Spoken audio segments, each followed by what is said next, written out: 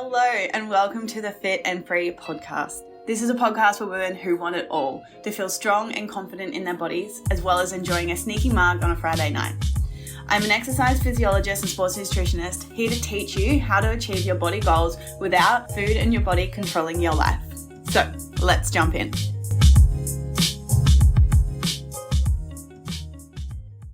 Hello you guys and welcome back to another episode of the Fit and Free podcast. So if you are anything that like I used to be, if you're like freaking stressed about counting every last calorie, so you feel so guilty like anytime you go over your calories, and there's a part of you that like you're trying to stick to your calories so hard, but you continue to go over them and then you feel really shit about it. If this is you, then don't worry, I've got you, because we are speaking to this in today's episode. But first, I wanted to dive deep into something that I have been seeing all over social media and coming up with a lot of conversations with my clients recently. And that is this whole thing of, it's easy for them. They're so lucky. It's so hard for me. This mindset, honestly, it actually grinds my gears a little bit, because what people are doing is they're blaming their external circumstances to the reason why they're not seeing results. And I see it all the time. People are blaming the weather, how stressed I am at work, how little time I have.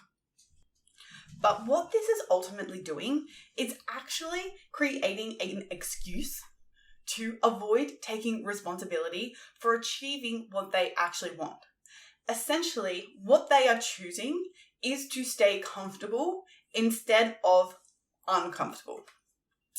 And that's the question, is like, are these people lucky, or are they willing to do things that most people are not willing to take responsibility for? Because a lot of the time, taking responsibility requires effort. Taking responsibility often requires commitment. It requires discipline. It requires being uncomfortable in certain situations. And sometimes I always think back and reflect on my own journey. And like right now, like it's really easy for me to go to the gym. It's really easy for me to eat healthy. It's easy for me now to increase my calories. But that's because I put in the fucking work and I did things initially that made me uncomfortable. And what I mean by that was, number one, I invested in myself. I remember investing in my first coach and I was fucking terrified. I literally was like stalking them for so long, and then I would always like go read their sales page and I'd be like, oh my God, this is me, this is me, this is me. But then there was a part of me that was so deeply afraid. For a long time, it was, I don't need help. I can do this myself. Like my ego was so big that I was like, asking for help means that I'm weak. Asking for help means that I know nothing. So therefore my ego was blocking me to asking for help. And then a lot of the time I was just deeply afraid. I was afraid what they were going to think of me. I was afraid that I had to be honest. I was afraid that I had to tell someone what I was actually doing, someone I didn't know, someone that I felt so uncomfortable with. And I myself am an introvert, so I'm not, you might find that hard to believe, but I'm quite an introverted person. So for me then to also then go out of my comfort zone and ask for help, it was fucking terrifying. I remember being in my first group coaching program and I would literally get a fight or flight response. Like my heart would be pumping. I would be so scared. I didn't want to say anything. And like the coach would show up and ask all questions and say, does anyone have any questions? But because I was so fucking terrified and I was scared, I was like not willing to ask for help and ask questions and put myself out there, because ultimately what was happening, I was so deeply afraid of rejection, so deeply afraid of being judged, because my ego couldn't handle being less than. And for a long time, I labeled not knowing something and not being successful at something, aka not being able to reach my goal without somebody's help, equals that I know nothing and that I'm shit and that I'm not good enough. So this was like a massive realization for me, to realize that my ego was the reason why I wasn't actually able to get help. And the thing was with that, it's like as soon as I allowed myself to have help, as soon as I allowed to get support, as soon as I was able to put down my ego and not make it mean that I was shit, that just made it mean that I needed help in this area, my life drastically changed. Because doing something on your own is one thing, but then when you have the support, when you have the accountability, when you have a roadmap to exactly what you need to do in order to get where you want, getting what you want becomes a hell of a lot easier. But this was the thing, like not everyone is willing to do what it takes in order to get to that thing. Because at the end of the day, it requires you to step outside your comfort zone. It requires you to do things that most are not willing to do. It requires you to actually commit to something. And when I say the word commit, what are we talking about? We're not saying, oh, I'm just going to go do something. I'm saying actual commitment, right? Commitment is how you show up in your job, how you show up when you have a doctor's appointment, right? That is commitment. Not saying, oh yeah, I'm going to do that. Oh yeah, I'm going to plan my meals. Oh yeah, I'm going to go do my steps. But then, oh, I'm busy at work. Oh, it's cold outside. Oh, I'm so stressed, I can't handle it, right? We then blame our external circumstances to the reason why we're not actually seeing results. But in essence, what's actually happening is we're not willing to actually commit and do the shit that is required of us to change. Because I get it, it is scary. But at the same time, it's like you have to ask yourself, well, is this really actually what I want if I'm not actually willing to commit to what it actually takes to get there? Because at the end of the day, it's so much easier to blame our external circumstances, our stress, how stressed we are, or how limited time we have, or how busy we are. But at the end of the day, every single person in this world has the same 24 hours in their day.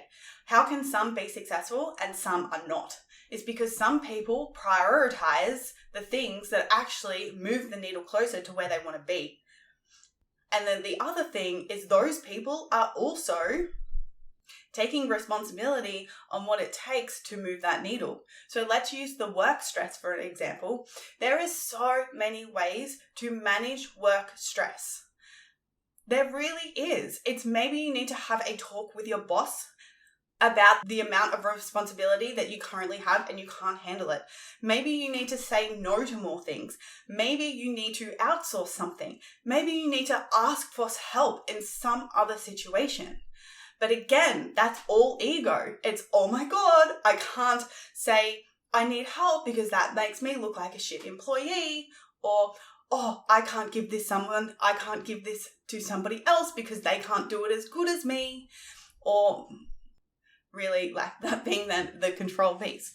Or it could be like, I always have to say yes because if I don't say yes, then they're not going to like me, right? See, we all, like, at the end of the day, when we work on our mindset and when we work on setting healthy boundaries and being able to say yes and no when we want to, and ultimately not allowing our ego to run the show, then work no longer becomes a stress. But at the same time, so it's like, well, are we actually taking responsibility to do the work in order to be able to shift ourselves at work? And I know I've gone on a little bit of a tangent here, but it's so big amongst health and fitness, right? I see it all the time. It's like people invest in themselves, yet they don't actually take responsibility and do what is required of them to then see the result.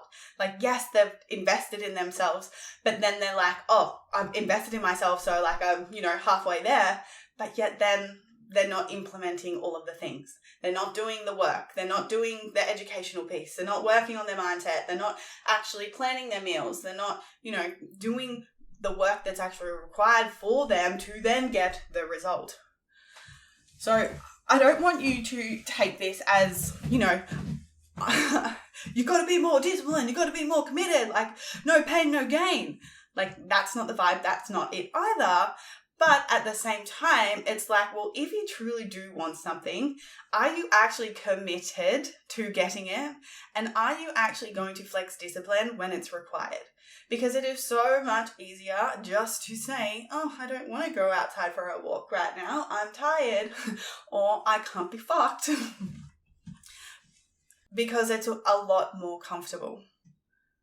And this ultimately, like, honestly, is how I got to where I am today, is like, I have continued to put myself in uncomfortable situations. I have invested in myself. I don't even want to know how much money I've invested in my personal development, coaches, courses, course. But then also, I have been able to commit to things and do them for a long period of time. Like right now, like going to the gym, planning my meals, eating healthy, all the things is really easy for me because I have committed to doing it for 5 years. And during those 5 years, when my mindset was making me believe that I wasn't seeing results, that I was a failure, that I was not good enough, is when I linked into support and help for someone to pull me out of my shit and being like, Laura, you are getting results. You just haven't got the results yet, but you have to keep going. Because that's the whole thing. That's one of the reasons why I love mentoring myself, is because you have that person in your corner to being like, babe, you've got this. This is what you're doing here. You're making it mean this. Your mindset is playing tricks on you. What you really need to do is let go of that belief. And what you have to do is propel yourself forward. You need to utilize it as a learning moment and growth so that you can choose differently next time and not make that same mistake. Sometimes when you don't have someone in your corner telling you these things, you just think you're a failure and nothing ever works. So with that all being said, I want to know, what are you actually willing to commit to? Where have you said you're committed to something yet you lack follow through?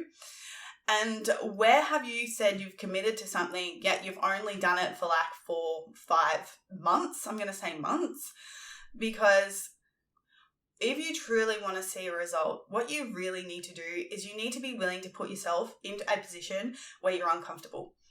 You have to be able to put yourself outside of your comfort zone. And while yes, it's fucking terrifying at the beginning, you're like, oh my God, I'm getting judged. I'm going to fail. All of the things. Like, I get it. I've been there. I know how it feels. But it's like, if you're not willing to do that, how do you ever expect to grow? How do you ever expect to get a result? Because at the end of the day, setting goals and things like that is not necessarily about achieving the goals. It's about changing who we are being and who we have to become in order to get there. Because in order to say, let's use change your body composition, if you're still doing the same shit over and over again, if you're just, eating low calories and then going for a run and burning off your food, then how do you ever expect to look toned if your actions are not in alignment with the result that you want? So this is really huge, and it's actually being able to commit to the things, number one, that you say that you're going to do, even when it's scary, even when it's hard, aka the true definition of self-trust. And then you have to commit to doing these things for a long period of time. And when you do this, honestly, guys, watch your world change. Because pushing your edges, while yes, it's scary, and especially at the beginning, it's scary, but over time, it becomes easier. And I want to use the example of this podcast, for example. Like, I am currently sitting on episode 68. Like, that is just wild to me. And at the beginning, it was really, really hard to remain consistent. It absolutely was. However, because I knew my deeper purpose and my why, committing to this thing was a hell of a lot easier. I know I'm doing this podcast to help women not be afraid of food and to fuel their bodies correctly and achieve their body composition goals, and ultimately, like, the big deep why in behind the Fit and Free Academy in general. So because I knew my deeper reasoning why, staying committed and disciplined was a hell of a lot easier. But over time, as the weeks go on, of course, I'm like, I don't want to record a podcast. Of course I'm sitting there being like, oh, I don't want to sit down and plan it.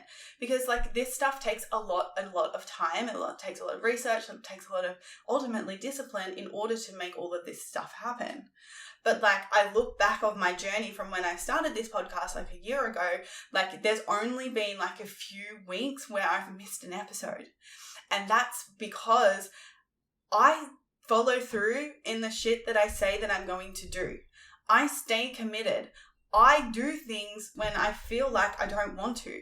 And that's the difference between someone who is successful and someone who's not, is the ability to commit and follow through on the shit that they say they're going to do for a long period of time. So take a moment in your life and even just reflect in on this. Like, where are you saying things that you say that you're going to do, yet you lack follow through? Where do you say that you're going to be committed to, a weight loss goal or a toning goal, whatever it may be, but then, you're 4 weeks in, shit hits the fan, things get tough, and you give up? And this is honestly a perfect segue into today's topic of conversation in and around why you keep going over your calories on MyFitnessPal, is because there is a lot of fear in and around food. There is a lot of fear for so many people. Oh, if I don't eat in a calorie deficit, then I am not going to see the results that I want. I'm so afraid to coming out of my calorie deficit because I don't want to gain weight. I'm so afraid of undoing all of my progress. So there is a lot of fear that is stopping people from actually taking the next step that is required to actually get a toned physique, to get a toned body. Because we hear it all the time. Everyone gets it. You need to be in a calorie deficit in order to lose weight. Yeah, we know. But what do you do? What happens if you have been eating in a calorie deficit, yet there gets to a point in time where you just can't stick to it anymore? Maybe you are really good Monday to Thursday, maybe even Monday to Friday. And then the weekend comes and all of a sudden you are so freaking hungry. You have breakfast and then you are not satiated. Then you're like, oh, I'm so hungry, but I just ate a big meal. Why do I need to eat more? I don't want to eat more, because if I eat more, then I'm going to go over my calories, and therefore I'm going to feel really bad about it, and it's going to undo all of my progress. But there's a part of you that is just so freaking hungry that you can't handle it anymore. So then what happens? Maybe you try and eat something that's low calories. Maybe you try and have some rice cakes with powdered peanut butter. Maybe you try and have some cucumber or some carrot. But then you eat it and then you're still left unsatisfied and you're still freaking hungry. And then you try and wait for lunchtime. You're like, oh, I'll just wait till it's 12 o'clock. It's time to eat so that I can just push my calories so I don't go over. Then 12 o'clock comes and you eat your meal. Maybe it's a big slab of protein with heaps of vegetables, because you think to yourself, well, the more volume that I put in my vegetables, the more it's going to fill me up. And then I'm going to be full, I'm going to be satisfied, and then I can go on with my day. It gets to lunch, you eat your lunch, and then what happens? 30 minutes later, I'm hungry again. What the fuck? Then you just can't handle it anymore. And what do? You eat. You start to eat all the food that you don't allow yourself to have.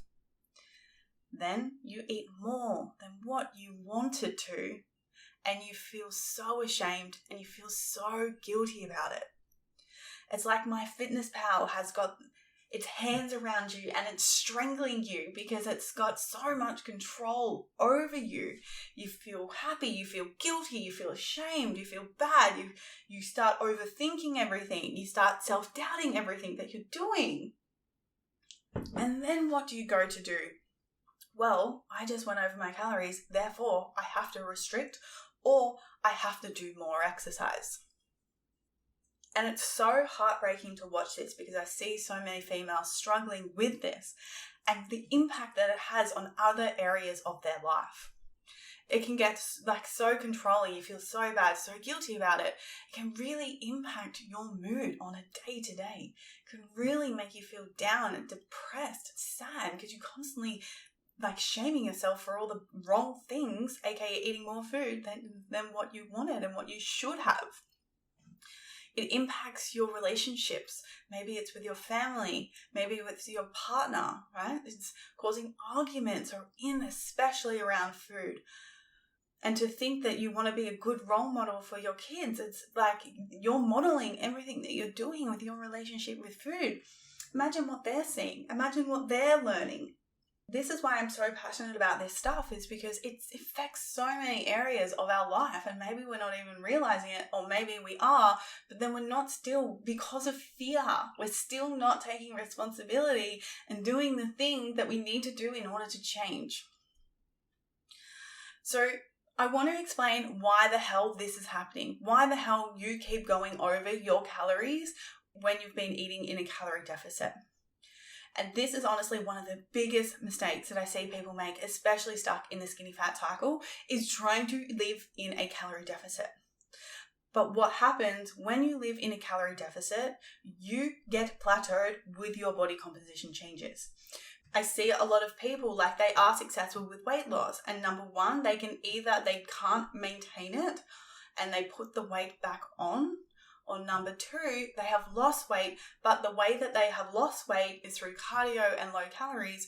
So their body composition hasn't necessarily changed. They just have lost weight. So what I mean by that, they still have a high amount of fat in comparison to muscle.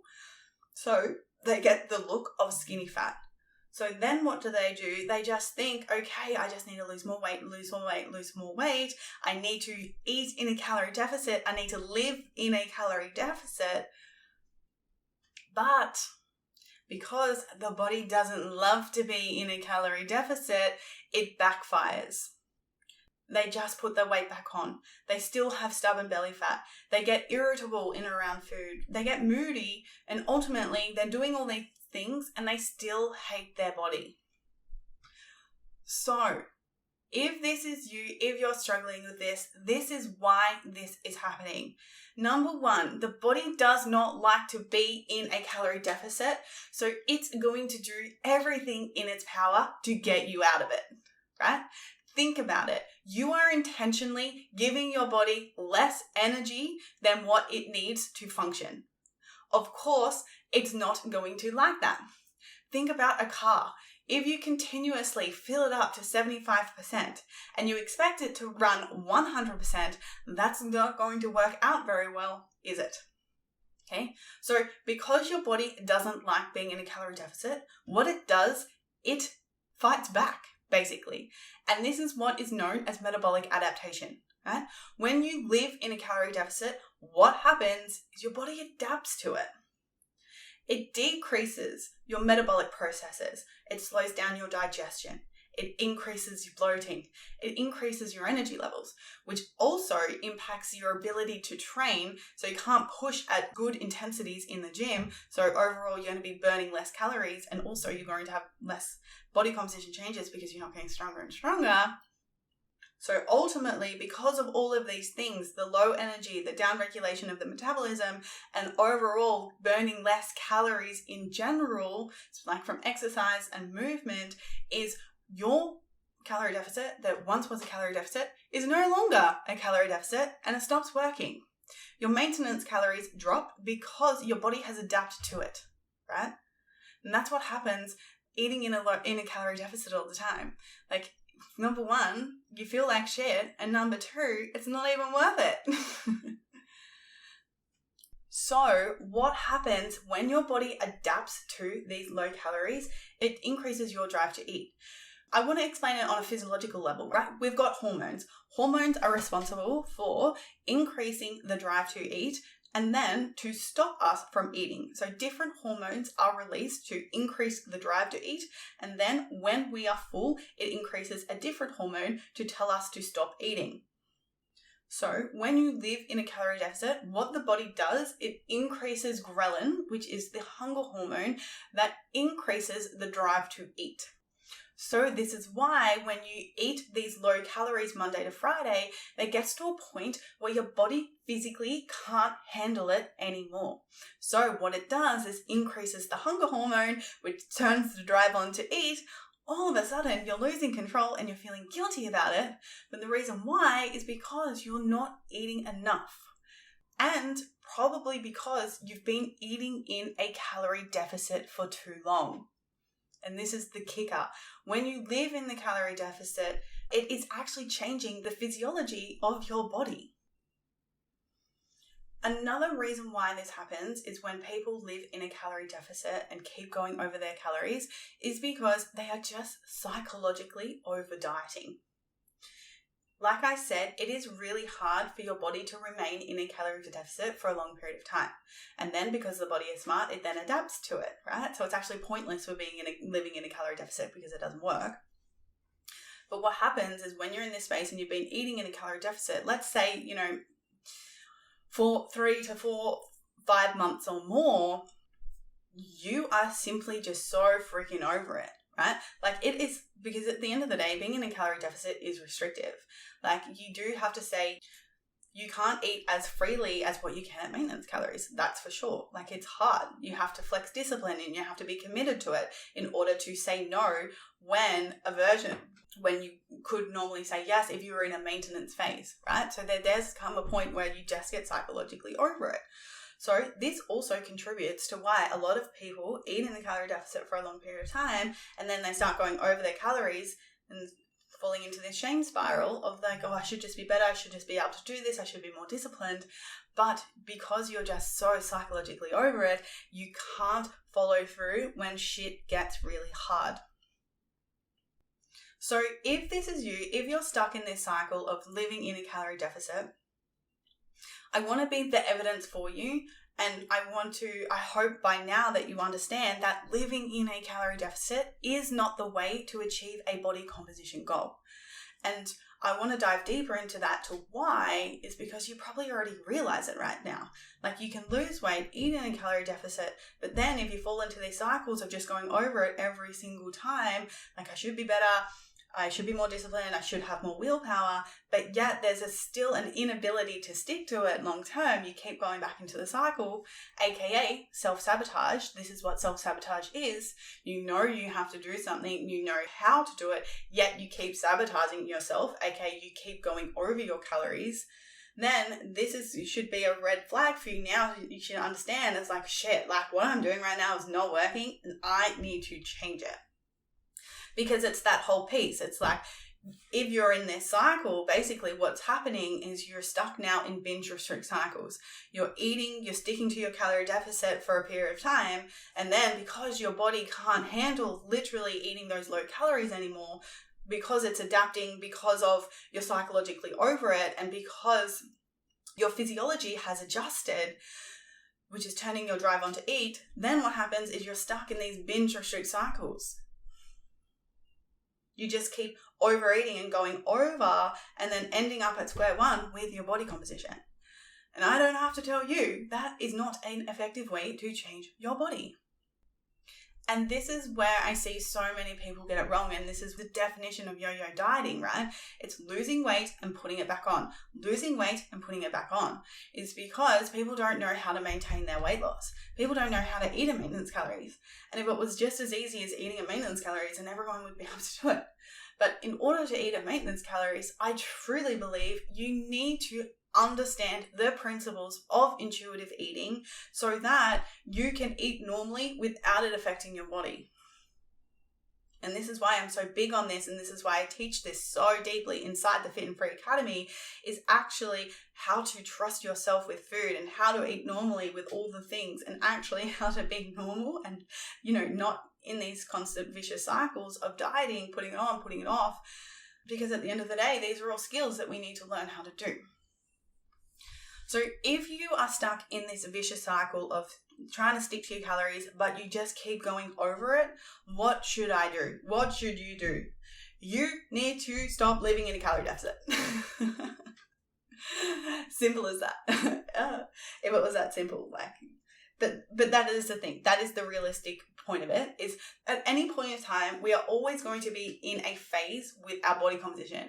It's either going to be a fat loss phase, which is your calorie deficit. We're either going to be in a maintenance phase where we're either maintaining our fat loss and then working on body recomposition. That's a really good space to do that in.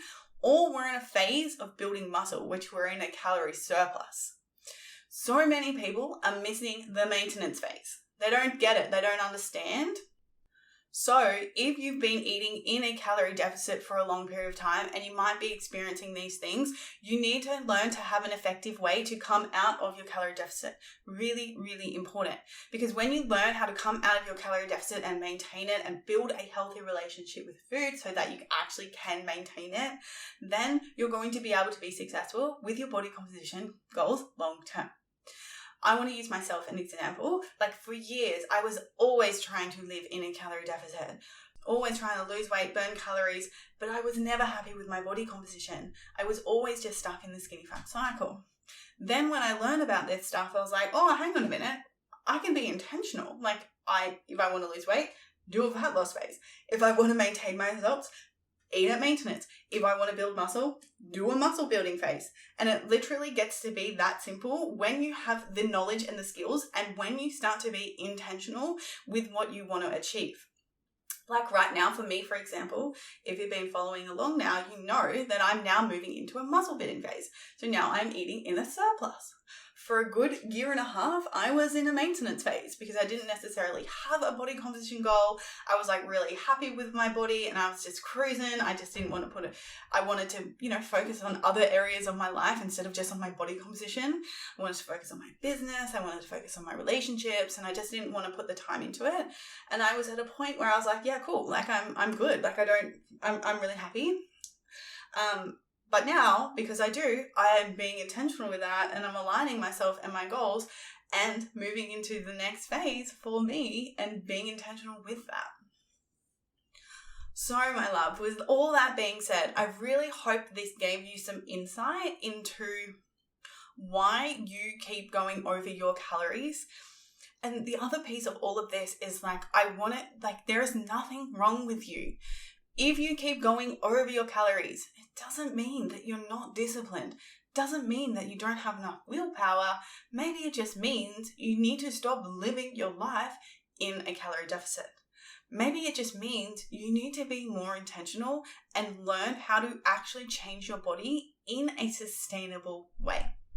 Because I know we can sit on social media and we can scroll and we can see all the people that are telling us to be more disciplined, to be better, to have more willpower. But at the end of the day, maybe that's not it. Maybe it is because the strategy that I'm trying to change my body composition with is not very effective.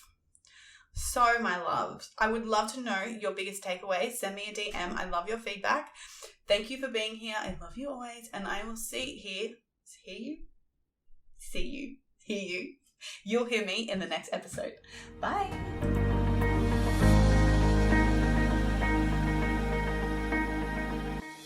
The number one challenge that all my clients face before we start working together is a lack of clarity on how much and what to eat to lose weight. Often they are making two huge mistakes, constantly trying to skip meals or eat under 1,600 calories. Secondly, only allowing themselves bad foods like chocolate on the weekend, but end up binging, all to tell themselves they're going to start again on Monday. If you feel like you have tried every diet under the sun and still can't figure out what to eat to achieve your weight loss goals, take my free 2-minute quiz. You can find the link in the show notes down below.